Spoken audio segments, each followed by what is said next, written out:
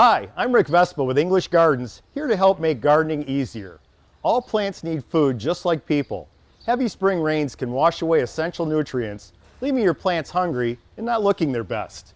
So to keep those annuals looking great all season, make sure to feed them properly.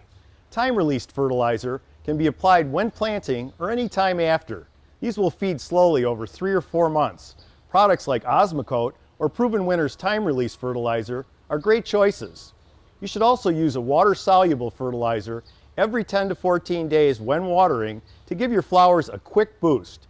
Products like Proven Winners water-soluble plant food or English Gardens Bloom Builder are specially formulated with essential nutrients for flowering plants. Feed your annuals with these 2 steps and you'll have a beautiful garden to enjoy all season. For more information on caring for your annuals, visit our blog at englishgardens.com. I'm Rick Vespa, helping make your life beautiful by making gardening easier.